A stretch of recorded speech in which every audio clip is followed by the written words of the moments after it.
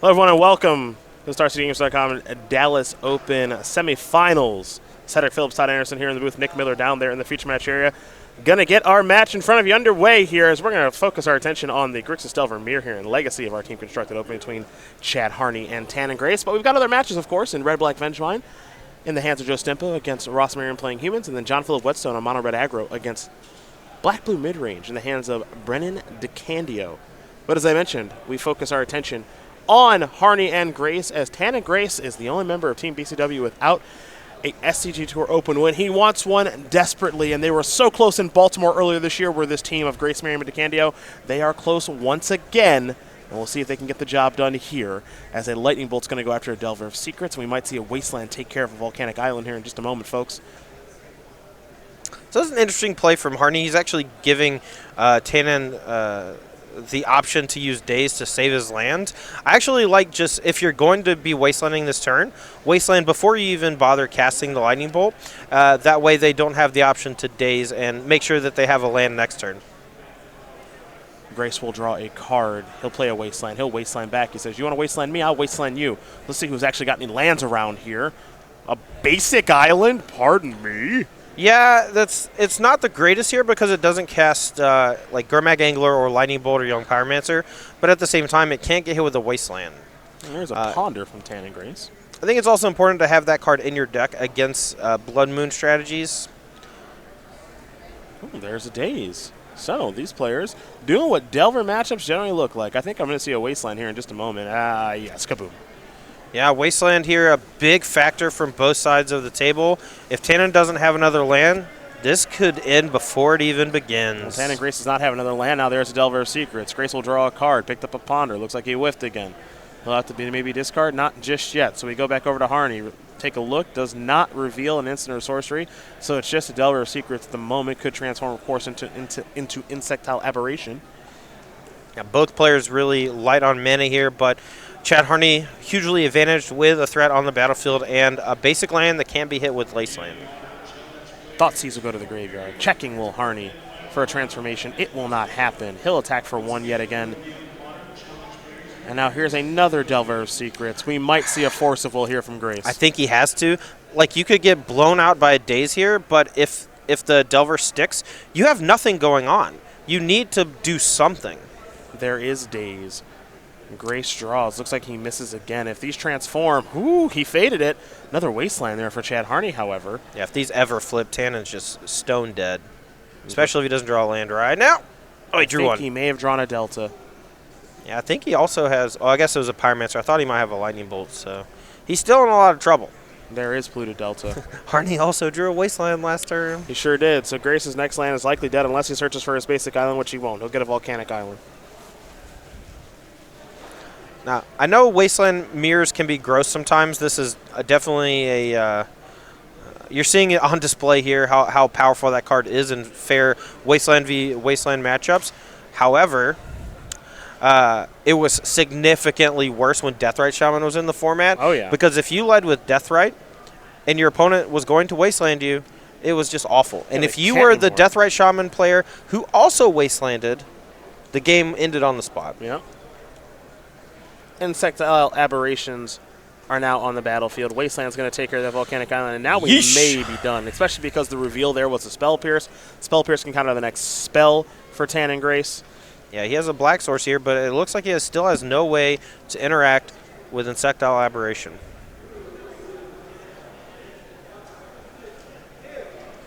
And this is a Delver Mirror Legacy here, folks. I can let you know one thing. Ross Merriam, who's had a heck of a tournament here with his humans deck, he is going to win game number one there over Joe Stempo. You see Tan and Grace concede. So for Grace, who you can see a little bit of frustration there, he can be happy to see, okay, well, Ross got a win. We'll have to check in on Brennan when we can. But for now, we check in on the sideboards here. Is Chad Harney up a game in his match in the Grixis Delver Mirror. We'll start with Tan and Grace, who's got 2 Diabolic Edict, 2 Abrade, 2 Pyroblast, 2 Surgical Extraction, 7 1-ofs in Price of Progress, Null Rod, Marsh Casualties, Pithing Needle, Grim Lavamancer, Liliana the Last Hope, and the Flusterstorm. Todd, what do you want in a mirror? I know you've got some experience playing Delver decks. Yeah, so the mirror is all about trading resources one for one and hoping that yours is the last one to come out on top. You want cards that are fairly cheap because Wasteland has a big impact. And now that neither player has access to Deathrite Shaman thanks to its ban, cards like Wasteland are going to have a lot more importance placed on them, and your cheap spells are going to also have a lot more importance placed on them. I like Power Blast as just a generic answer to things like Delver of Secrets, but they also can counter something like True Name Nemesis while it's on the stack, which is one of the most tough cards to beat once it hits the battlefield in these mirrors. I like Abrade. I like just more generic removal. Edict lets you have some answers to the big threats like the Big Fish, Gurmag Angler, as well as True Name Nemesis, though it does struggle if your opponent is able to resolve a Young Pyromancer. Marsh Casualties is a way to clear off Pyromancer and the tokens while also giving you a way to deal with True Name Nemesis.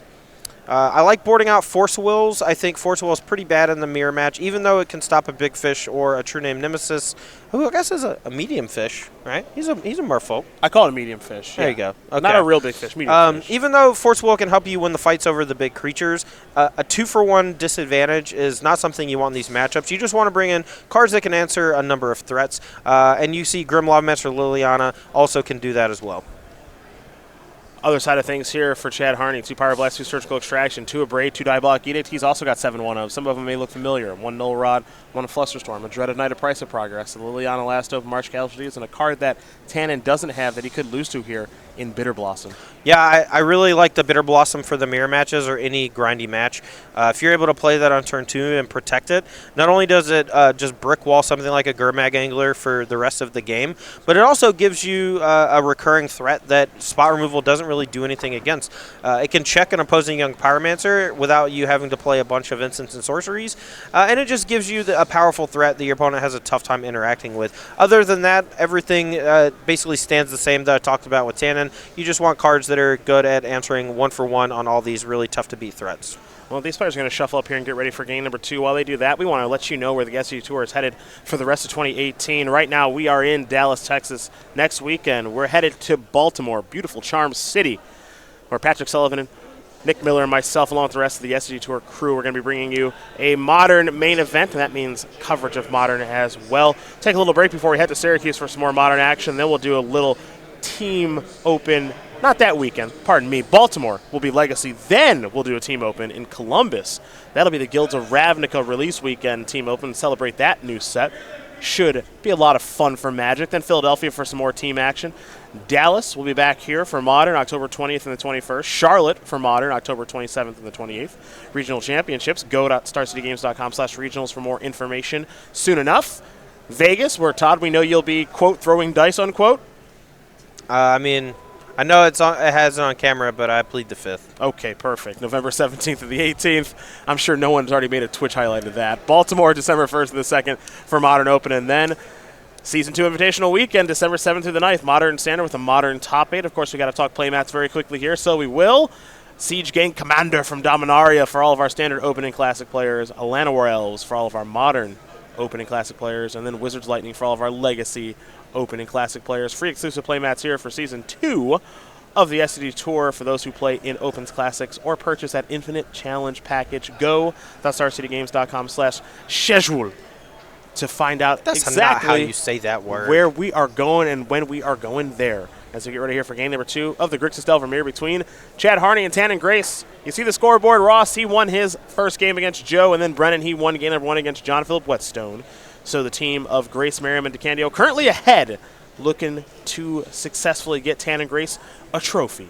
Yeah, that's a big deal for Ross to take down game 1 against the Red-Black Vengevine deck. His sideboard doesn't offer a lot of help, whereas the Vengevine deck can have some more tools to interact with the creatures from human side of things. So him taking down that pre-board game is definitely huge for the team BCW.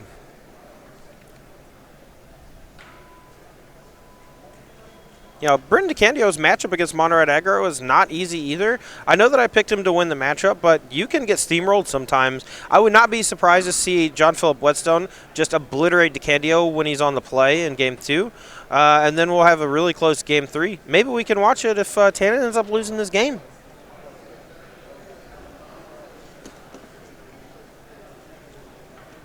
Be a fun match to watch. I kind of dig the standard matches that involve Mono-Red Aggro. That deck's kind of interesting to me just because the power level of the deck is so low, in my opinion. But the goal of the deck is very obvious, which is I want to play 5, maybe 6 turns and that's about it.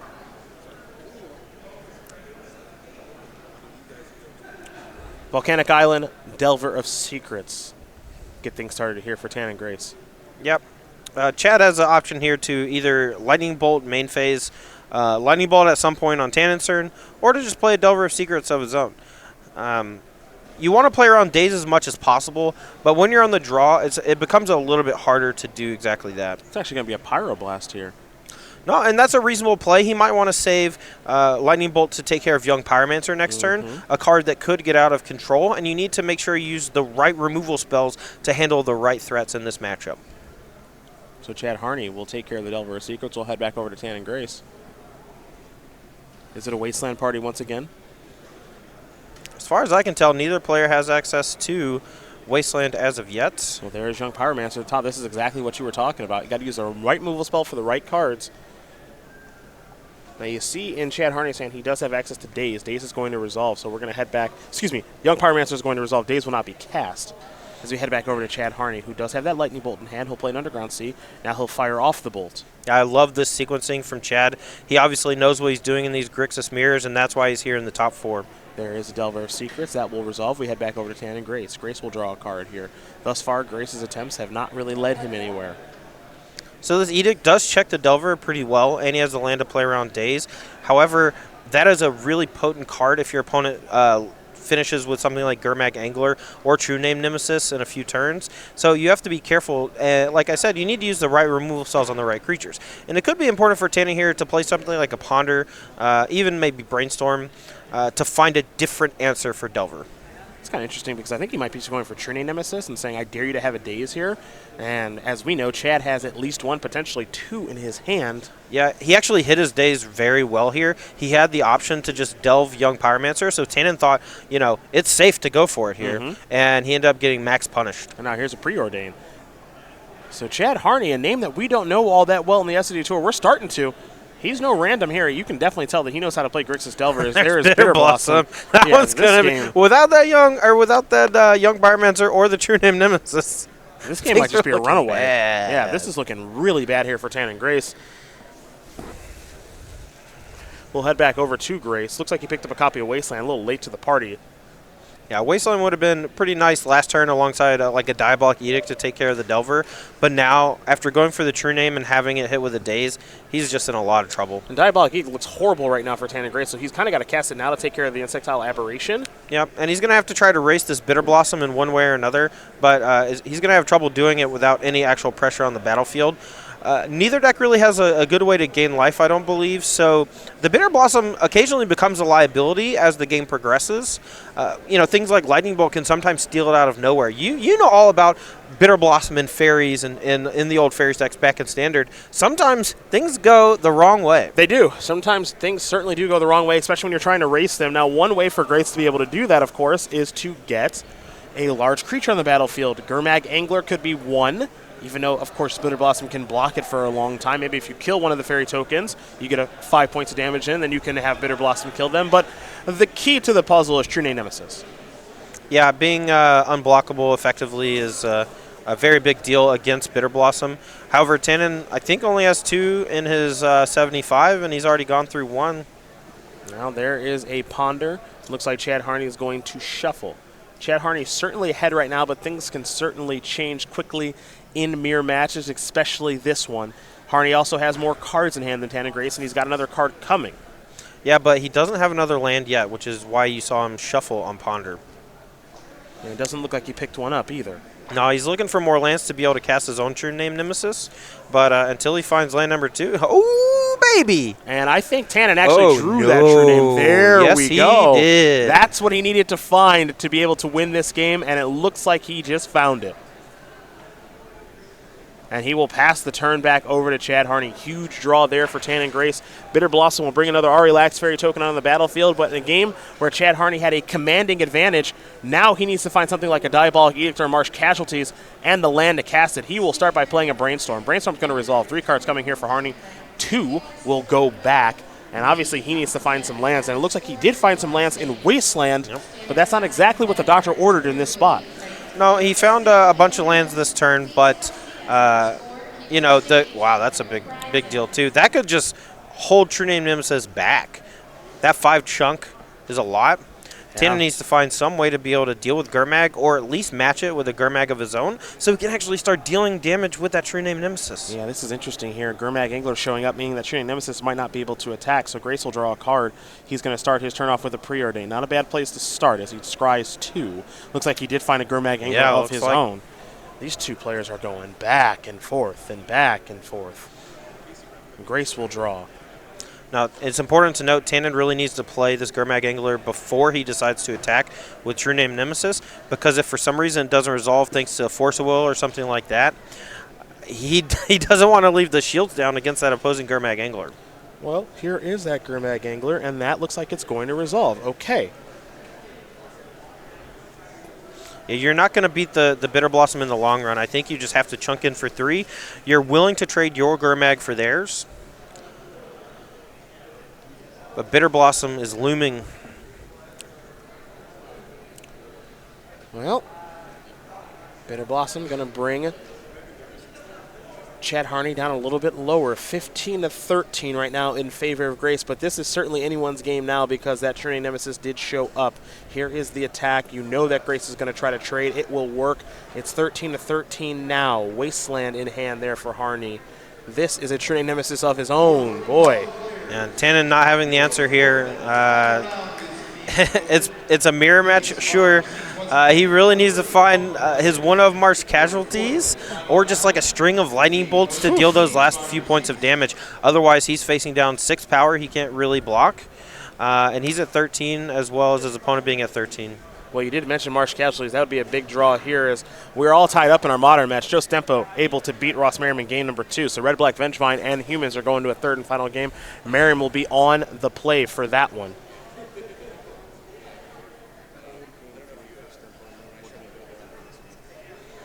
Inquisition of Kozilek's an interesting one here. He clears the way in case he draws something next turn. He also takes away the ability of Preordain to find another threat or some way to protect from Marsh casualties.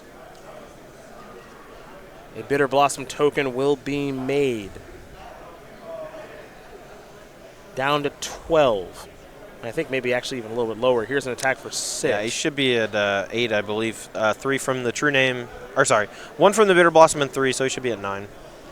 Both red sources are gone. That's not the one you should target. I think you want to go after the black one in case he peels Marsh casualties. Oh, he drew no. a Gurmag Angler. That's not enough. That is He's not dead. enough. Tannen He's Grace dead. is going to concede the game, and that means that Chad Harney wins the match here over Tannen Grace. 2-0. Grixis Delver, the mirror goes to the player on your left, and for the team of Harney, Stempo, and John Philip Whetstone, they are now up a match. Very, very impressive. As now we prepare to watch Ross Merriam and Joe Stempo. Yeah, we got a game 3 here. This one hugely important for hashtag team get Tannen a trophy. That's the goal here for Grace Merriam and DeCandio, Team BCW, who are making another deep run in a team-constructed open here on the SCG Tour. And you see Stempo taking a drink. He's relaxed and ready to roll. DeCandio currently up a game here over John Philip Whetstone. Ross is checking in on that. And while Ross checks in on that, we are going to talk about the StarCityGames.com YouTube page, where you can watch a whole bunch of fantastic content whenever you'd like the Versus series with Todd Anderson, Todd Stevens, Ross Merriam, and Brad Nelson. Commander Versus with Jeremy Knoll, Jonathan Suarez, Justin Parnell, your host, and the cream of the crop, the American Dream, Stephen Green. Flashback Green machine. Flashback, what you saw a couple times today with Todd Anderson. We also had an episode with Jim Davis, and we got more of those coming out here for you. It appears as though you do like that feature, so we're happy to continue to bring more of those to you. Our best of SCG Tour moments, replays of the SCG Tour, and a whole bunch more. Subscribe today. Become one over 100,000 subscribers over at youtube.com/StarCityGames. And thank you to each and every single one of our subscribers for following along to our page as we get ready now for Game 3 between the boss, Ross Merriam. I can't call him the boss. Tom is you gonna be mad at cannot me. call him that. Well, Tom left. Tom left, okay? he went to a better place. Tom left, and we need a new boss around these parts. So, It's the boss. It's the boss, M. Ross. The director just told me that Tom Ross regularly cheers bits on Twitch. He's the top bit cheer on our. I respect that. Twitch. All right, you know what? Oh, I take it back. gas. He's still the boss. Oh. He's the boss of the bits now. We miss Tom Ross dusting people up with Infect and 8-rack. You are missed, Boss Mage. I miss Tom. I miss playing Mortal Kombat with him. Did you ever win? Yeah, all the time. It made him furious. Tom doesn't lose it much, dude. I know. I've tried to beat Tom at things. I'm pretty sure I'm roughly 80% against him on Mortal Kombat, and it made him so mad. Who did he play as? He always played as Melina. I was always Jason. You were always Voorhees. Jason, yeah. This is MK10 specifically, by the way. I remember when I lived in Roanoke. You guys would play at the... What was the name of that place? I went there the other day. Schooners. Schooners. There you go. Schooners. Well, like the boat. it looks like DeCandio was able to win his match over John Philip Whetstone, so it all comes down to this. Three-headed giant. Merriam, Stempo. Winner goes on to the finals. DeCandio, ever the confident Black Blue mid-range player. I'll give him some credit here this weekend. Brendan's always very confident when he plays Magic, but he backed it up this weekend. Yeah, he's been crushing it all weekend with this Black Blue mid-range deck inspired by Corey Burkhart last weekend. Very excited to see this archetype make a comeback. It was one of my favorite decks to play months ago, and I'm looking forward to playing again very soon. I'm getting ready here for Game 3. Vengevine Humans, two very popular decks. This Red-Black Vengevine deck broke out at Pro Tour 25th anniversary.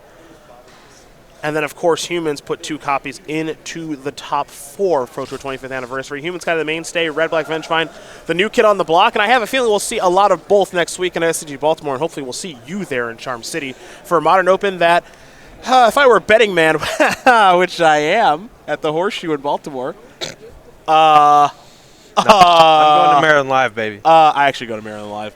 I know. I was there with you last time. Don't remind me. It was not a good time there. I won like $1,200. It was my birthday. Must be so nice to win. Dude, it was my birthday, and I won like $1,200. It was great. Must be so nice to win. If I were a betting man, I bet that event sells out. Yeah, so I'd register early. Soon. I'd register early. Make sure you guarantee your seat. Otherwise, you could be left on the sidelines. That's right. Thinking, what if? That's right. I could win that $10,000, but I forgot to sign up in advance on online registration. What you waiting for? I don't know. Waiting for it to sell out so they can complain on Twitter. People don't complain on Twitter. What are you talking about? This is a really tough mulligan decision for Ross, apparently. He's on the play here. I think he may have already mulliganed once. I think both players may have already mulliganed once. They've been shuffling for quite a while. But this is their tournament on the line. This is Game 3. Ross is on the play, and if this hand's not good enough, he might just have to ship it back and hope for a better one. Both taking a look at 7 cards right now. Conferring with teammates to make sure he makes the right decision. Yeah. It's a gamble. It's clearly, if he keeps it, he's clearly gambling a little bit. All right, well, Joe Stempo, I think, was always mulliganing. Because he was like, are you just Ross? Would you just already? Come on. So both players are going to head down to 6. I can let you know about our other match here very quickly as well. It looks like Medeiros versus Dave Thomas. They're tied up at 1-1. Pitzer and Basako are tied up at 1-1, and then Jonathan Job is currently up a game. So if we have time to jump that way or move players over, of course we will. But while these players shuffle and get ready here for game number 3 to see who's going to move on to the finals, we learn a little bit more about Jeopardy contestant Ross Merriam, the 29-year-old from Connecticut with 22 now open top 8s and 4 open wins. I know, he is catching up to you. Can we please just stop counting team opens as open top 8s? Yeah. Because like I've said, I don't have that many friends. The team opens are really hard for me. So if you top 4 the team PT, should we just not count it? Top 4, sure. Top 8, I don't think should count. Well, you can effectively top 24. You can only top 4 the team PT. So should we just not count it? No, I think top 4ing the team PT is fine. I think top 4ing the team open is fine. That's the dumbest thing you've ever said. It's top 24 people at the event. Top 8's top 8, man. Look, you're just changing the goalposts. I'm not, though. You're making it so much easier. I'm not. I'm doing everyone a favor by doing things. I just want to point out Tannen Grace's results on the SCG Tour before we started doing team events. Not very good.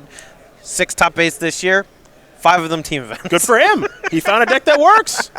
No, that's true. He's been killing it in Legacy. I'm not trying to detract from him. Me and Tannen are pretty good friends. I like to talk some smack. I remember the Open that he top 8'd in Houston when we went there back in 2015. Top 8 with Mono Green Devotion because I remember all the things. All the things. Your head is just full of useful information. It really is. Like if you want about the mighty, mighty Boston. If you want to know things about bad 90s music and Magic cards and SCG Tour results, I'm your guy. I'm your guy. Or basketball information. Actually, that's probably Ross Merriam. No, I know way more about basketball than Ross. Historically, I think as far as historical information goes, that man just spouts off random garbage statistics like, and I don't even ask him to. He just starts talking about the 1975 Utah Jazz lineup and how that year, you know, they had a really tough go at it against the Milwaukee Bucks because of this and that player, you know. He probably knows more about the Utah Jazz than I do, but why would anyone care about the Jazz? Because of Karl Malone, the postman. That's not delivering it right to your door. That was not his job. I thought he worked for UPS. He was a mailman, not a postman. Yeah, it was not. Yeah, it's not Post Malone. He's the mailman.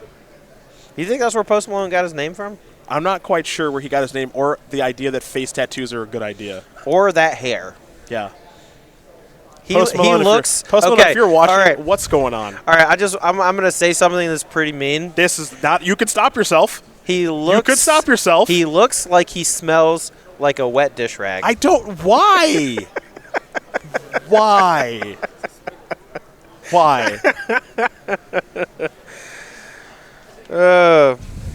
It's late in the day. I'm just gonna say stuff. Great. Yeah. You could not.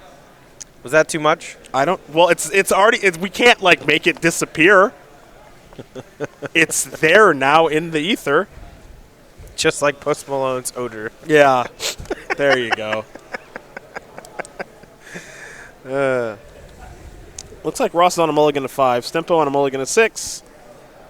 All right, we got keeps. We're going to take some scries here.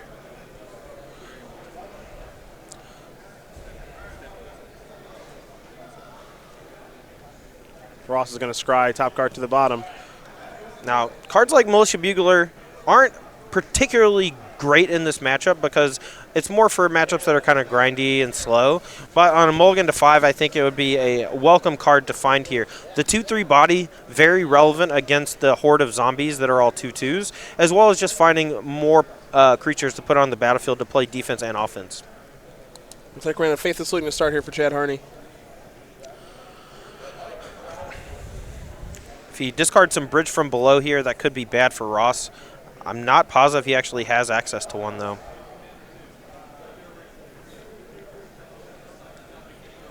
Couple of cards can be placed in the graveyard there. Looks like a Grave Crawler among them. Yeah, a Grave Crawler and a land, so nothing really super scary for Ross right now. And he has one of his best starts on the plate here. The 3/3 flyer Mana Strider +1 from the Noble Hierarch Exalted, and it flies. Most of the creatures from Chad's side of the battlefield are all ground pounders or just can't block.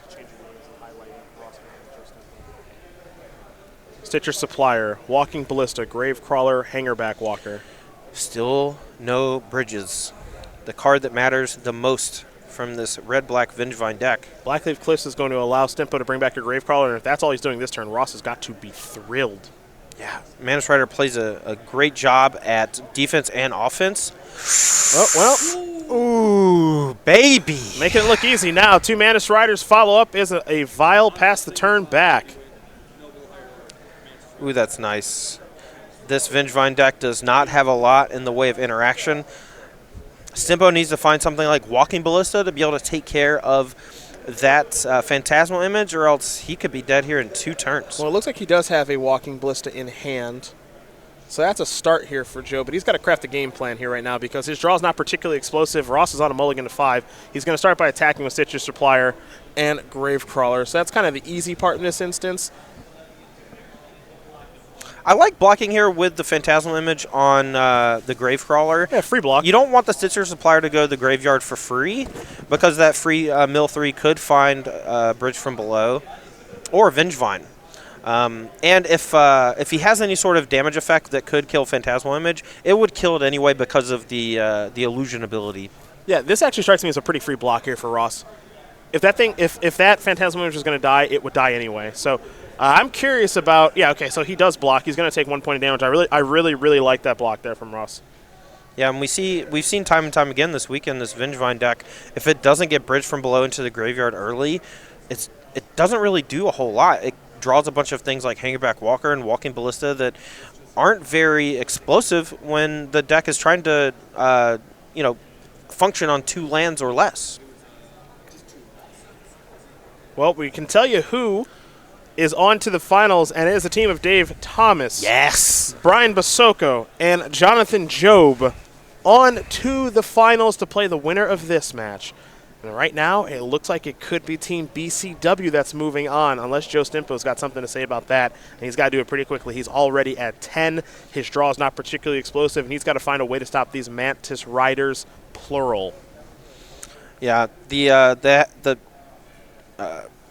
not Hangerback Walker. The Walking Ballista can pretty easily take care of the Phantasmal Image here, since targeting it with anything does kill it. But he still has to deal with that other Mantis Rider. And if I'm Ross Merriam, I might not even attack here with a Phantasmal Image Mantis Rider, just because it's probably going to die.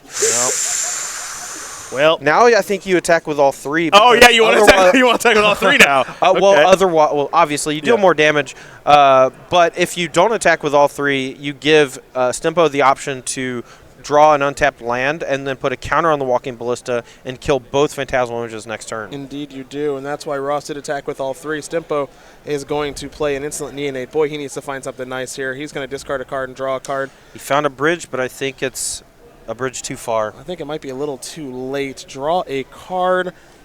Ross Merriam sitting here waiting patiently. Now, Stempo's deck doesn't really have a whole lot in the way of dealing with a 3/3 flyer.